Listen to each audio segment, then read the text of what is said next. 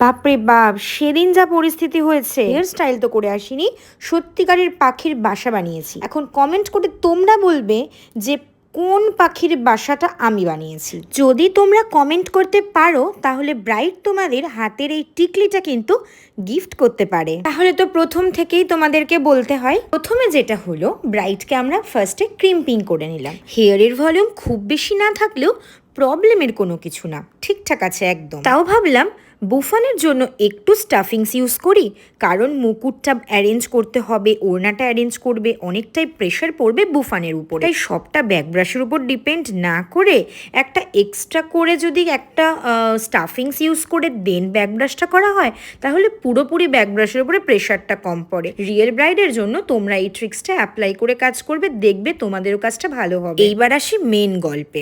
এখন আমি তো লাইন্স হেয়ার স্টাইল করবো ভেবেই নিয়েছি। আমি আমার যেরকম দরকার সেই রকম ভাবে আমি ব্যাক ব্রাশটা করছি। কিন্তু এখন কি হয়েছে, আমি তো দেখতে পাচ্ছি না, ঘরে না আয়না ছিল না। এবার আয়না ছাড়া আমার মনে হচ্ছে যদি উঁচু নিচু একটু হয়ে যায়, তখন আমরা একদম ফ্রন্ট ক্যামেরা ওপেন করেছি। আর ব্রাইট তো দেখতেই পেলে, বলছে ই বাবা, এ তো পুরো পাখির বাসা লাগছে, কি করছো গো তুমি। আমরা এভাবেই বলা কওয়া করছিলাম, সাউন্ডটা দিলাম না তাই। তো যাই হোক, ফ্রন্টে এভাবে আমরা ক্যামেরাটা ধরে রেখেই ছিলাম, দিয়ে আমরা হেয়ার স্টাইলটা করছিলাম। জানিয়ে রাখি তোমাদের জন্য, 23শে অগস্ট থেকে আমাদের 10 দিনের হেয়ার স্টাইলের ক্লাসটি কিন্তু স্টার্ট হচ্ছে। এটি স্যাটারডে সানডে ব্যাচ। যারা জয়েন করতে চাইছো ঝটপট কন্ট্যাক্ট করে নাও।